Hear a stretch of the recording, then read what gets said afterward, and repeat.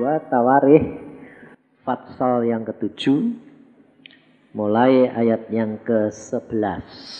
Demikianlah Salomo menyelesaikan rumah Tuhan dan istana raja dan berhasil melaksanakan dalam rumah Tuhan dan dalam istananya segala sesuatu yang timbul dalam hatinya.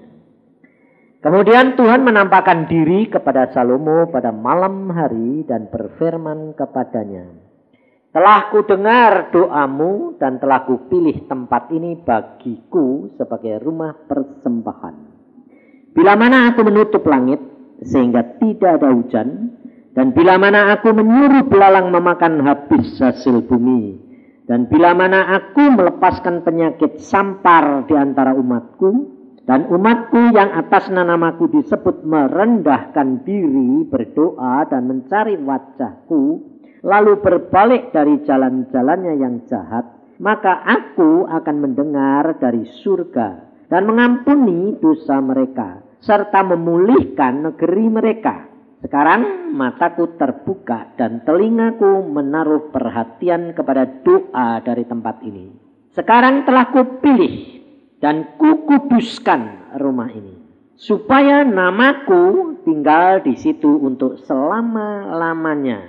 Maka mataku dan hatiku akan ada di situ sepanjang masa mengenai engkau, jika engkau hidup di hadapanku, sama seperti Daud ayahmu, dan berbuat sesuai dengan segala yang kuperintahkan kepadamu, dan jika engkau tetap mengikuti segala ketetapan dan peraturanku, maka aku akan meneguhkan tahta kerajaanmu sesuai dengan perjanjian yang telah kuikat dengan Daud ayahmu, dengan berkata, takkan terputus keturunanmu yang memerintah atas Israel. Tetapi jika kamu ini berbalik dan meninggalkan segala ketetapan dan perintahku yang telah kuberikan kepadamu, dan pergi beribadah kepada Allah lain dan sujud menyembah kepadanya, maka aku akan mencabut kamu dari tanahku yang telah kuberikan kepadamu, dan rumah ini yang telah kukuduskan bagi namaku akan kubuang dari hadapanku, dan akan kujadikan kiasan dan sindiran di antara segala bangsa. Dan setiap orang yang lewat rumah yang amat ditinggikan ini akan tertegun dan berkata, apakah sebabnya Tuhan berbuat yang demikian kepada negeri ini dan kepada rumah ini? Maka orang akan berkata, sebab mereka meninggalkan Tuhan Allah nenek moyang mereka, yang membawa mereka keluar dari tanah Mesir, dan sebab mereka berpegang pada Allah lain dan sujud menyembah kepadanya dan beribadah kepadanya, itulah sebabnya Ia mendatangkan segala malapetaka ini atas mereka. Nah, saudara, kita belajar firman Tuhan pada sore hari ini. Kerap kali kita menjadi orang Kristen itu, kita kepengen mengerti, mengetahui apa yang akan terjadi di depan kita. Lebih-lebih anak muda selalu kepengennya apa? Tahu lebih dahulu. Sebetulnya saudara kalau sudah dipilih Tuhan menjadi anak Tuhan, menjadi orang Kristen, saudara dan saya harus tahu. Saudara dan saya harus belajar firman Tuhan mengenai kehidupan orang Israel. Orang Israel itu dipilih Tuhan dari seluruh dunia, bangsa-bangsa, sama dengan saudara dan saya dipilih menjadi anak-anak Tuhan, orang Israel rohani. Dan apa yang dialami oleh orang Israel itu saudara dan saya akan alami. Kenapa? Karena saudara dan saya keturunannya siapa? Adam yang pertama atau Adam yang kedua? Saudara itu keturunan Adam yang pertama, ya toh? Tapi juga keturunan Adam kedua, ya toh? Ya. Jadi kamu ini turunannya siapa? Adam. Baik Adam yang pertama maupun Adam yang kedua. Karena orang Kristen itu kalau sudah kalau yang disebut orang Kristen, orang yang sudah percaya kepada Yesus, dia hidup di dalam dua dunia. Dunia daging dan dunia roh. Maka dari itu saudara harus menyadari Makanya firman Tuhan di dalam Alkitab, di dalam Injil Lukas berkata begini. Ikatlah persahabatan dengan menggunakan mamon. Supaya apabila nanti mamon sudah tidak bisa menolong, kamu diterima di kemah abadi. Ini hidupnya orang Kristen ini luar biasa. Selama saudara dan saya di dalam dunia, yang berkuasa di dunia siapa? Uang. Betul? Nah, kamu sudah jadi orang Kristen, coba. Kepengen kaya enggak? Kepengen punya duit banyak enggak? Jujur. Kepengen enggak? Pengen toh? Sama dengan orang dunia sama toh? Apa bedanya coba? Saudara setelah jadi orang Kristen, apa cuma nongkrong sembahyang, baca Alkitab terus dapat duit gitu? Enggak toh? Merencanakan kamu mau sekolah pinter buat apa? Ayo coba. Kamu mau sekolah, cari sekolahan yang favorit. Terus kemudian lulus, tujuannya apa? Duit toh? Makanya itu. Salah itu. Salah enggak? Enggak. Benar. Sebab saudara masih hidup di dunia. Butuh uang. Saudara enggak salah. Tapi kalau hatimu melekat sama uang, salah. Nah, jadi susah toh? Kepengen uang, tapi hatinya enggak boleh melekat. Susah itu. Contohnya coba. Kamu kepengen pacar seseorang, tapi hatimu tidak boleh melekat sama dia. Repot tak? Repot saudara. Maka dari itu saudara menjadi orang Kristen itu harus hidup di dalam suatu kenyataan. Jangan hidup di dalam khayalan. Lihat anak muda itu gini. Kalau baru percaya Yesus, wah sedang menggebu-gebu rohaninya, jasmaninya tidak diukur, tidak dihitung. Maunya rohani. Nanti kalau sudah menggebu-gebu, sudah cinta nih Tuhan rohani luar biasa, tidak pernah mikirin cari pacar, tahu-tahu umurnya sudah kelewat, bingung. Lalu nyalain Tuhan atau nyalain dirinya cewek? Nyalain Tuhan. Loh aku kan melakukan pekerjaanmu toh Tuhan. Sayang kok. Lah kok nyatanya tidak mau kasih jodoh itu piye toh? Nah, makanya saya bilang saudara itu hidup kekristenan harus hidup yang nyata. Bahwa engkau itu hidup di dunia. Mulai umur 12. Sudah itu ukuran orang Yahudi itu 12 itu di dalam Alkitab itu sudah dianggap dewasa. Itu sudah mulai berdoa. Baik sekolahnya, masa depannya maupun jodohnya. Itu harus berdoa. Tapi saudara kerap kali, wah itu nanti. Waduh nanti. Nanti kalau sudah telat baru ribut. Lalu Tuhan tanya, yang salah siapa? Karena kamu tidak belajar dari firman. Hidup kekristenan itu hidupnya nyata. Coba saudara perhatikan. Salomo pada waktu diangkat oleh Tuhan menjadi raja. Salomo itu sebetulnya menurut jalur peraturan kerajaan. Salomo itu tidak bisa jadi raja. Karena apa? Dia bukan anak permaisuri. Satu. Kedua, dia bukan anak yang terbesar. Menurut peraturan orang Yahudi, raja diangkat orang yang anak laki yang terbesar dari anak permaisuri. Sedang Salomo anak bukan permaisuri, bekas istri orang lagi. Anak bundi, tidak ada jatah. Nah, satu. Kedua, kira-kira kalau saudara orang mau diangkat jadi raja, mengganti presiden apa, dicari orang yang sudah mateng, pinter, komplit, atau dicari yang anak muda kayak Salomo masih belum ada umur 30, belum ngerti apa-apa, jalurnya tidak ada. Saudara perhatikan, Salomo pada waktu diangkat jadi raja belum mempunyai hikmat, belum pinter, belum menyatakan bahwa dia lebih daripada saudara-saudaranya, bahkan dia masih muda. Tapi saudara perhatikan, Tuhan menetapkan Salomo yang jadi raja. Nah, itu jatah enggak? Jatah. Jalur daripada peraturan-peraturan kerajaan tidak ada. Tapi Tuhan menetapkan. Nah, maka dari itu saudara harus perhatikan setiap orang dilahirkan dalam dunia itu sudah ada jatahnya. Makanya nasib lalu takdir itu ada. Jadi jangan bilang tidak ada. Ada. Jadi saudara dilahirkan oleh Adam yang pertama, itu hukum alam, itu firman Allah jadi. Jadi saudara demikian keluar dari rahim ibumu, dilahirkan tanggal berapa, bulan berapa, tahun berapa, itu sudah ada catatannya, saudara. Kamu bakal jadi apa, kamu levelnya berapa, kamu jadi orang kaya atau jadi orang miskin, jadi orang pintar, itu sudah ada semua, saudara. Tetapi kalau engkau menjadi orang Kristen, itu bisa diubah. Nah, diubahnya itu jadi baik atau jadi jelek? Hah? Baik. Belum tentu. Sebabnya apa? Kalau kamu sudah jadi anak Tuhan, ngerti tidak? Maka langkah-langkahmu yang netepin siapa? Nah, Tuhan dong. Nah, kalau Tuhan yang netepin garis nasib dan apa?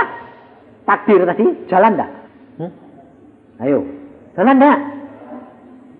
Loh, kok ada yang bilang jalan, yang satu bilang enggak, lah itu piye? Jalan enggak? Hah? Jalan. Dikatakan jalan karena memang itu jalan. Tetapi di dalam satu jalan tertentu bisa diubah. Berarti takdir jalan pada? Enggak. Ngerti enggak?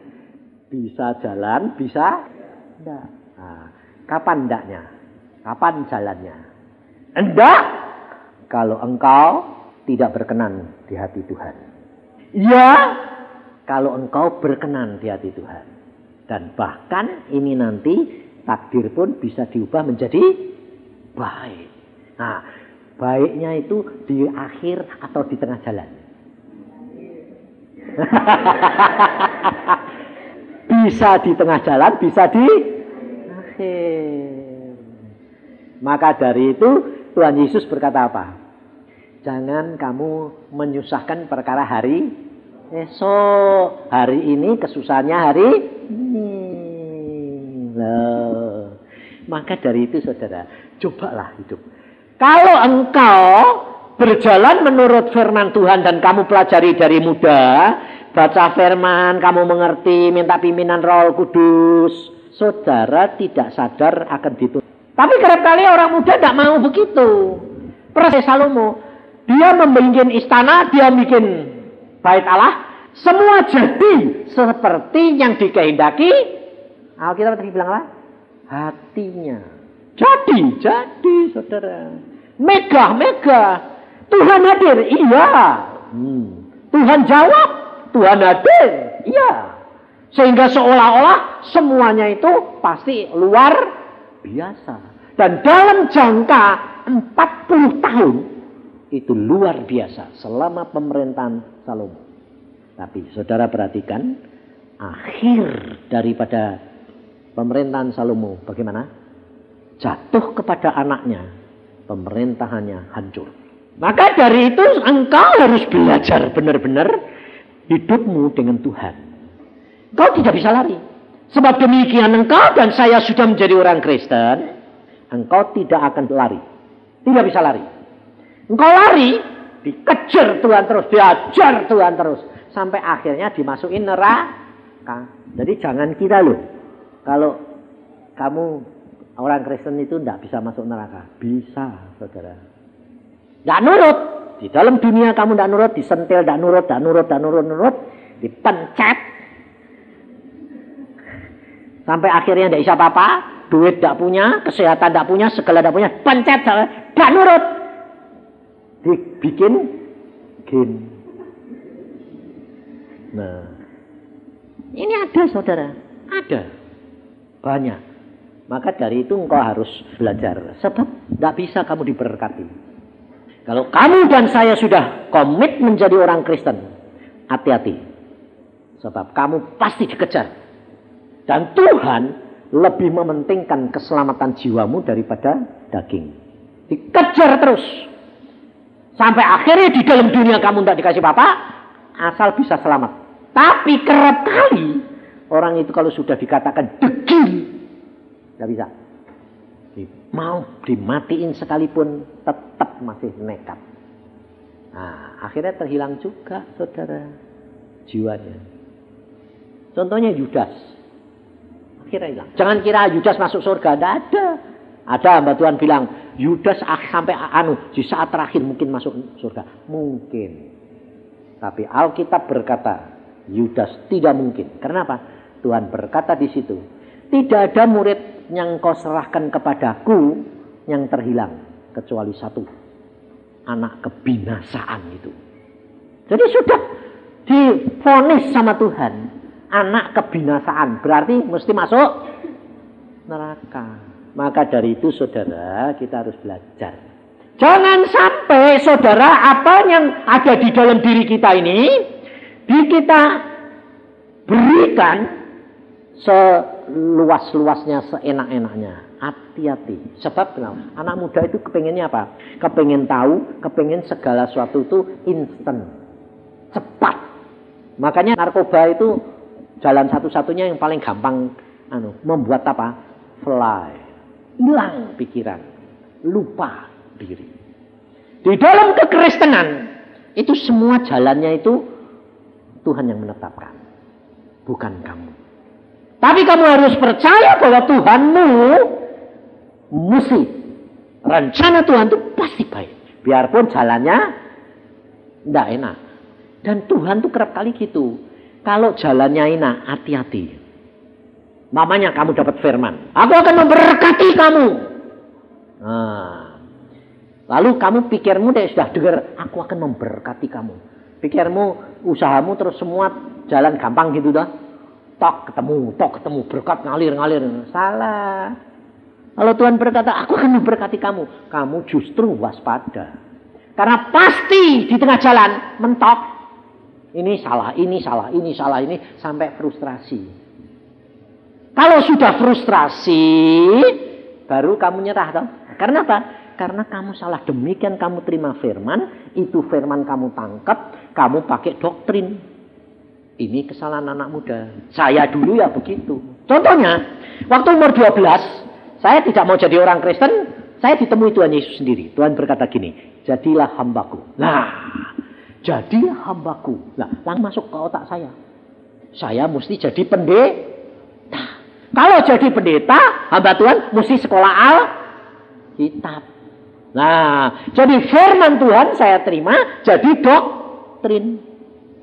Tetapi nyatanya saya sudah lulus SMA, saya kukuh. Waktu ditawarin sekolah di Amerika, sekolah Alkitab, saya bilang, ini jalannya Tuhan. Ini pintu terbuka. Ini waktunya saya harus ngambil sekolah. Tapi bapakku berkata, saya tidak setuju kamu sekolah Alkitab. Kenapa? Kamu harus sekolah dokter. Loh, kenapa? Saya dipanggil Tuhan jadi hambanya. Iya, jadi hamba Tuhan ya, jadi hamba Tuhan. Tapi jadi dokter. Loh kok gitu kenapa? Sebab kalau kamu sekolah Alkitab, nanti jadi pendeta. Pendeta itu miskin. Lalu pada waktu muda itu saya katakan enggak. Tuhan Yesus berkata, kamu harus mendahulukan aku lebih daripada orang tuamu. Jadi saya bilang, saya tetap pergi. Papa marah, kemudian saya berdoa, oke.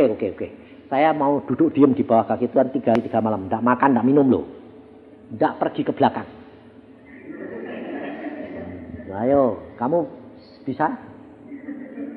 Ayo. Jadi jangan niru-niru. 3 hari 3 malam tidak berkencing, tidak buang kotoran. Saya orangnya kerasnya luar biasa. Tidak keluar kamar. Saya bilang sama mama, saya tidak akan keluar kamar. Loh, kok tidak kencing? Tidak apa? Tidak. Nah ya, mati pun tidak apa-apa. Ada apa? Sampai Tuhan jawab secara langsung. Nah, jadi kalau saya dulu tuh, kalau baca Alkitab, Tuhan bisa ngomong ternyata. Tuhan bisa ngomong. Saya bilang, engkau mesti ngomong. Saya bilang, bayangin kurang ajar loh. Makanya saya bilang, jangan niru.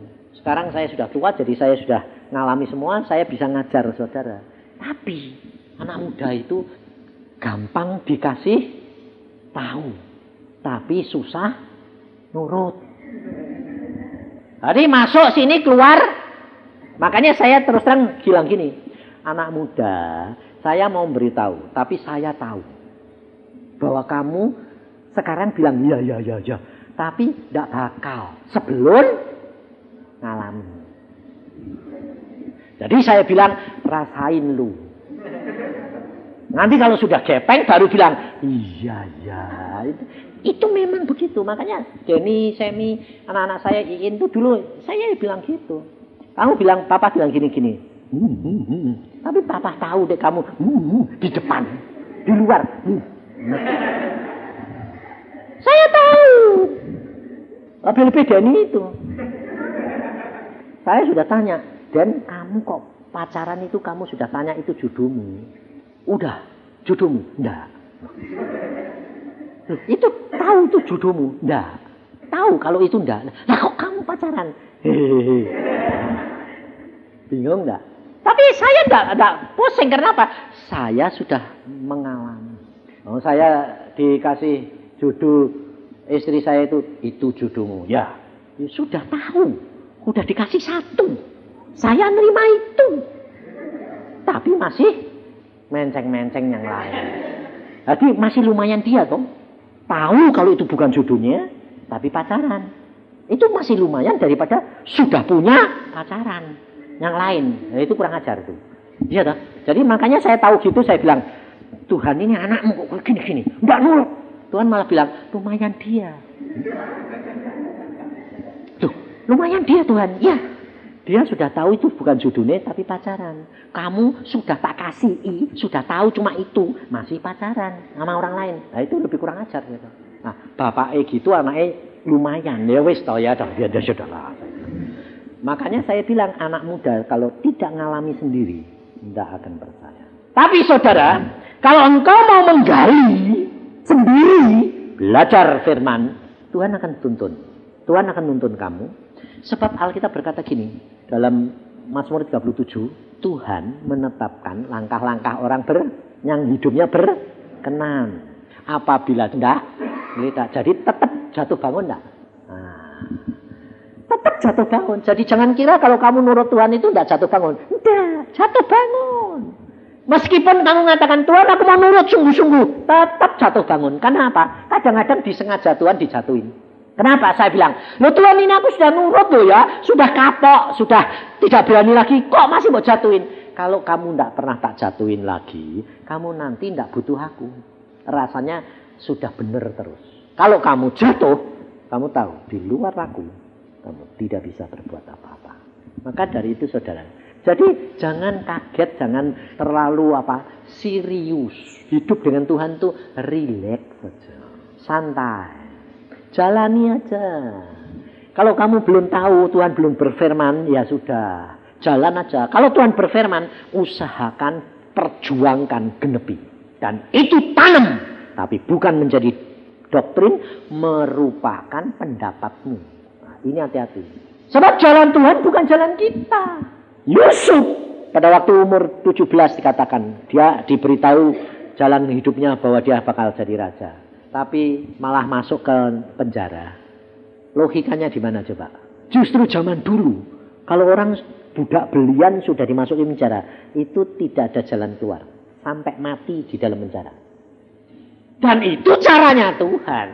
Tuhan itu memang senengnya gitu. Dipepet sampai kamu frustrasi, sampai tidak punya harapan, baru nyerah geledek, diangkat. Jadi kalau kamu punya masalah tidak selesai-selesai, jangan bingung. Karena kamu dagingmu masih hidup, belum mati. Ditunggu sama Tuhan sampai mati. Baru dibangkitkan. Ngerti? Jadi kalau kamu anak muda masalahmu banyak, itu baik. Tambah banyak, tambah baik. Sebabnya apa? Sebab Alkitab berkata apa? Yesus datang mencari orang berdosa. Dan Tuhan berkata di dalam Yohanes 15, hendaklah engkau berbuah sedikit atau banyak? Banyak. Nah, bagaimana bisa berbuah banyak? Nah, buah itu apa? Buah itu jiwa-jiwa atau karakter? Karakter. Yang dulunya pemarah jadi sabar. Yang dulunya murung terus jadi sukacita. Yang dulunya penuh khawatir jadi penuh percaya. Itu buah. Nah, kapan kamu bisa punya buah banyak?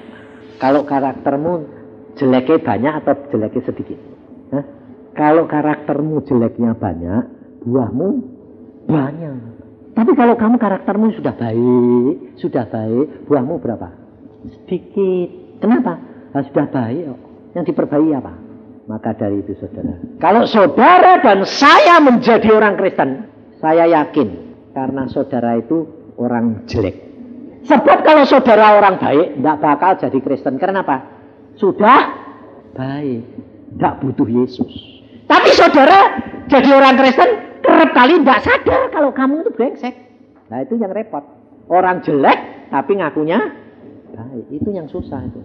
Coba kalau kamu baca Alkitab, kamu renungin, nanti kan kamu di dalam saat teduh, kamu nanti sadar, aku kok masih iri hati ya, aku kok masih kepingin kaya ya, aku kok masih kepingin dihargai ya, aku kok sombong ya, aku kok, ini ikatanmu itu banyak sekali. Salah satu mamanya, kamu kalau kepingin punya jodoh, mesti sudah punya kriteria enggak? Kira-kira ya, yang begini, yang begini, yang begini, yang begini, yang begini. Yang baik apa yang jelek? Baik lah. Nah, tapi baik yang menurut pendapatmu itu baik menurut Tuhan enggak? Belum tentu. Nah, kalau enggak diturutin, kamu pahit enggak hatimu? Saudara itu harus tahu apa yang Tuhan mau. Kerap kali kamu enggak mau. Apa yang kamu mau? Tuhan kerap kali enggak mau. Wong Tuhan itu memang aneh. Kalau kamu mau, dia enggak mau. Kalau kamu enggak mau, dia mau. Nah, kamu nggak bisa pura-pura gini. Aku pura-pura nggak mau. Supaya dikasihnya mau. Nggak bisa. Tuhan nggak bisa buat tipu, saudara. Nah, makanya jangan punya angan-angan. Aku tuh dulu punya angan-angan. Oh, harus begini, harus begini, begini. Semua Tuhan bilang enggak. Enggak. Kenapa? Permulaannya enggak. Akhirnya ya. Loh. Sebab apa? Kalau kamu menyenangkan hati Tuhan, apa yang menjadi kesukaanmu akan diberi. Tapi berinya kapan? Setelah kamu nurut dia. Sebelum, enggak. Nah ini salah satu contoh mamanya. Saya dulu kepingin jodoh perempuan yang moloh. Dari kecil mula saya kepinginnya enggak perempuan yang krempeng, moloh. Sebab saya krempeng dulu. Tinggi kayak tiang listrik. Jadi kepinginnya yang moloh. Jadi tidak ada perempuan yang krempeng lalu saya tertarik itu tidak pernah. Ya yang moloh-moloh gitu. Lalu satu saat Tuhan bilang, itu jodohmu. Krempengnya luar biasa. Aku bilang, Tuhan, kowe kan tahu hatiku. Aku kepingin yang moloh. Tuhan bilang, itu terbaik. Bayangin saudara. Aku yang tidak mau, dia mau. Akhirnya karena saya sudah kenal dia, saya takut.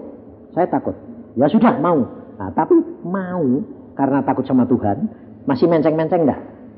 Ayo. Masih ngelirik-ngelirik dan gandeng-gandeng yang moloh enggak? Iya. Karena apa? Karena roh mau nurut, tapi tubuh lemah. Ya pinternya orang Kristen gitu dah. Pakai Alkitab berbuat dosa. Nah, akhirnya saya menikah sama istri saya. Nah, tapi setelah menikah baru saya dapat yang saya inginkan, saudara. Karena setelah menikah jadi molo. Lah, itu masalahnya. Dulunya berani 156, berat badannya 37. Kayak apa coba? Kayak orang TBC gini. Kurus kering. Aduh, aku bilang Tuhan. Masih perempuan kok kurus kering kayak gitu sih Tuhan.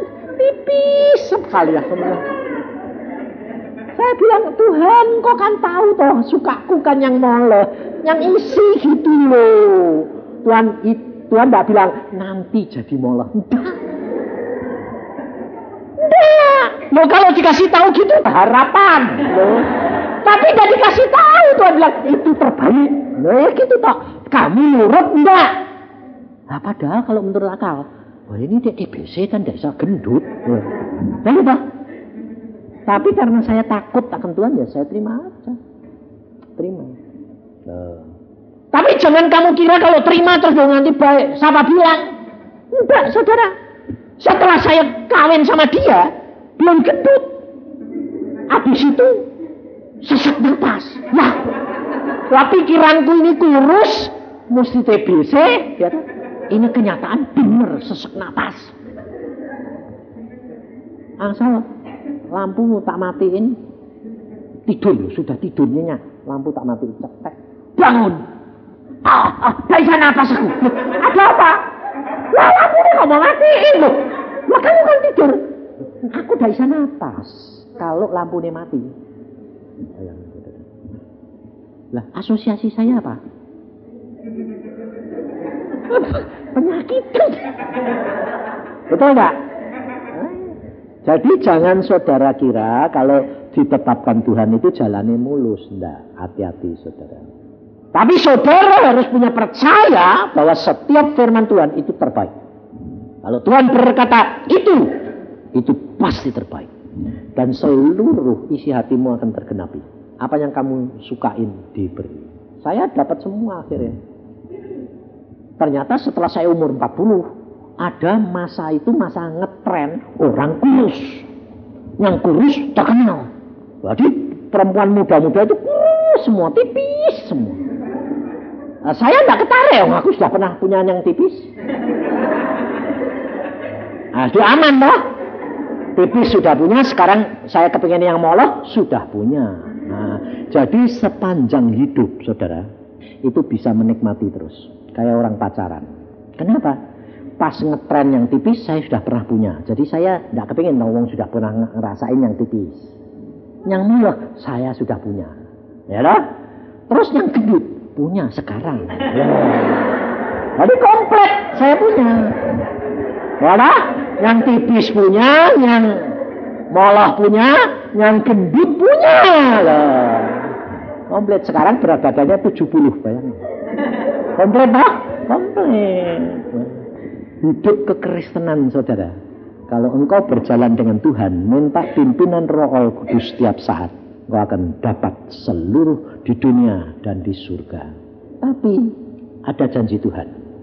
Dan firman Tuhan perhatikan. Salomo didatengin Tuhan, apa yang dibuat oleh Salomo Allah berkenan, Allah kuduskan. Tetapi Tuhan berkata, tapi kalau engkau meninggalkan aku, rumah ini aku buang dan akan jadi sindiran. Nah, kira-kira kalau Salomo menerima begitu, itu jadi moto buat didoktrin buat dia enggak? Ya. Tetapi perhatikan, Salomo jatuh. Jatuhnya kenapa? Dia tidak sadar. Jatuhnya Salomo karena hikmat yang Salomo terima dari Tuhan. Nah, jadi perhatikan, berkat Tuhan, kekayaan, harta benda, kepinteran, kesehatan, kekuatan bisa menjadi jerat buat kamu. Mengapa? Karena kamu tidak sadar. Kamu diberikan berkat, minta berkat Tuhan. Tuhan berikan berkat, usahamu berhasil, uangmu banyak. Kamu tidak sadar uang ini mendorong kamu menjadi orang yang tamak, sombong, menghakimi, memandang rendah orang kecil. Saudara tidak sadar. Salomo minta hikmat. Karena pada waktu dia diangkat, dia belum pintar. Belum punya hikmat. Dia berkata, Tuhan aku minta hikmat. Dan di hadapan Tuhan, hikmat itu paling baik. Karena kamu minta hikmat, aku tambahi kekayaan. Dan kemuliaan. Luar biasa. Tapi perhatikan, justru hikmat Salomo yang membuat dia jatuh. Kenapa? Karena dia berhikmat, maka raja-raja di seluruh dunia datang menyembah dia, mengagungkan dia, lalu kepingin bersahabatan dengan dia, memberikan istri anaknya, dikasihkan anaknya sampai istrinya 1000. Demikian istri 1000, dia sudah mulai tua. Kira-kira orang tua itu lebih senang yang muda atau lebih senang yang tua? Nah, senang yang muda. Sebab apa? Baru. Kamu juga senangnya barang baru toh? Barang baru itu senang. Tapi padahal barang baru itu belum tentu baik. Anggur yang lama itu lebih bagus daripada anggur baru. Saudara? Nah, Salomo karena istrinya yang muda-muda itu menyeret dia menyembah berhala. Sebab apa? Sebab hikmat Salomo. Salomo berhikmat, bijaksana. Lawang orang itu menyembahi mau menyembah berhala. Ya sudah biar toh. Yang menyembahkan dia, bukan aku. Akhirnya dibuatkan rumah berhala. Menyenangkan.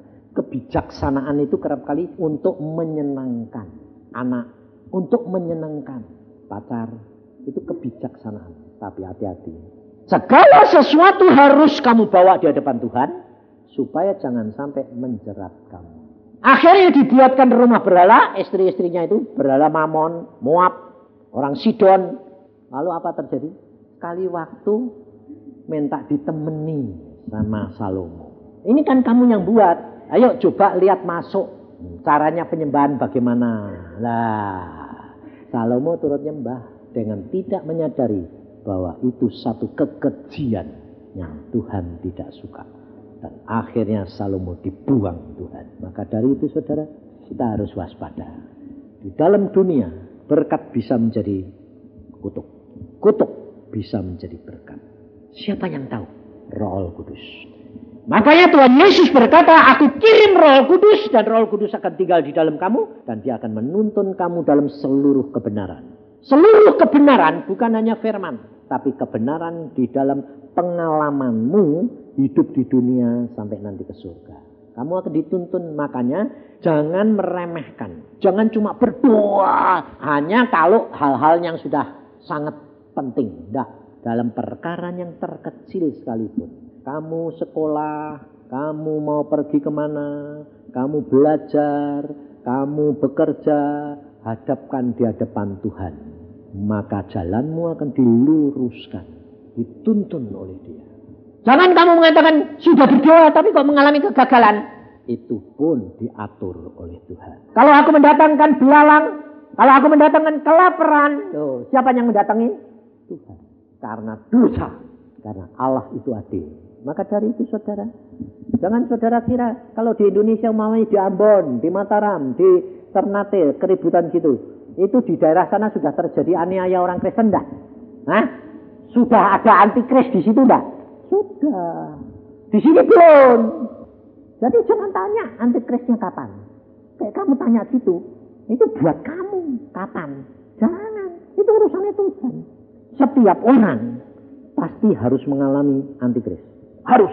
Nah, tapi kalau saudara itu mengalami antikris itu hari demi hari. Penyangkalan diri, karena Tuhan berkata apa? Di dalam dunia kamu menderita, tapi percaya aku sudah mengalahkan isi dunia. Berarti penderitaan saudara bisa ditumpuk jadi banyak, bisa hari demi hari. Enak mana? Ya enak dicicil toh ya, hari demi hari. Makanya Tuhan berkata, kamu harus setia dalam perkara kecil. Satu penderitaan. Contohnya anak sekolah, karena Kristus. Dia tidak mau nyontek. Temannya nyontek. Dia dapat 10. Dia dapat 4. Karena Tuhan. Penderitaan enggak? Hah? Penderitaan itu. Sebetulnya disiapin. Tinggal nyontek. Tapi karena kamu percaya bilang. Enggak mau. Nyontek. Enggak. Nyontek. Enggak. 4. Biarin. Nah, menderita toh. Itu bayar harganya dalam perkara yang kecil. Demikian juga orang usaha. Kebaktian untung 100 juta. Kebaktian. Orangnya bilang, sekarang. Hari ini kalau kamu mau datang. Kalau enggak bisa. Waduh ini Tuhan, kebaktian kan tiap minggu ada tuh ya. Sekali aja. Gagal. Itu antikristus. Itu hari demi hari yang saudara dan saya harus bayar. Kalau saudara sudah bayar, saudara tidak usah bayar secara besar-besaran. Tidak usah. Sebab apa? Setiap orang sudah punya jatah sendiri-sendiri. Jatah penderitaan maupun jatah sukacita. Damai sejahtera. Saya alami semua saudara. Baru saya tahu. Sekarang ini saya bilang, Tuhan sekarang kamu, Tuhan bilang sama saya, bagianmu menuai. Masuk ke teristirahatan. Nah, enak saudara. Karena apa? Mau kerja tidak kerja, tetap diberkati. Kenapa? Lah sudah selesai. Tuhan bilang kamu sudah masuk.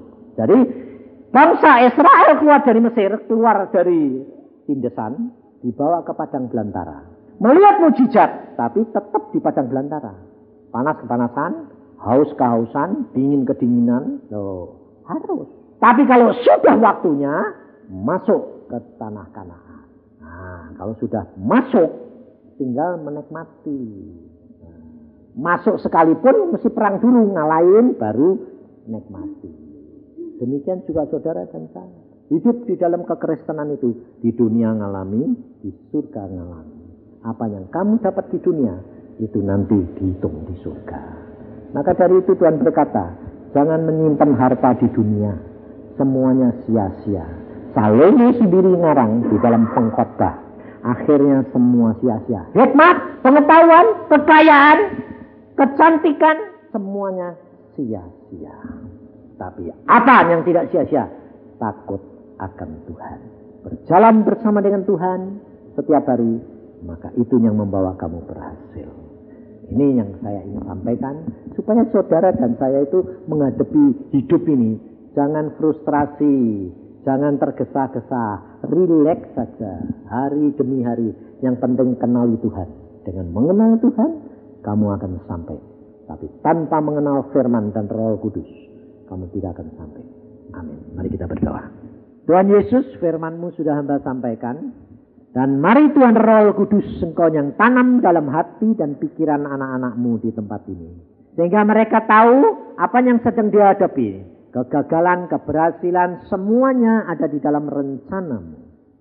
Dari itu Tuhan, biarlah kemuliaan-Mu boleh nyata dan mereka boleh tumbuh di dalam pimpinan-Mu Tuhan Roh Kudus, sehingga mereka mengenal Engkau lebih dalam, sehingga mereka boleh menjadi saksi Yesus Kristus Tuhan, supaya nama Tuhan dipuji-puji dan dimuliakan. Terima kasih Tuhan, dalam nama Tuhan Yesus kami mengucap syukur dan percaya. Amin.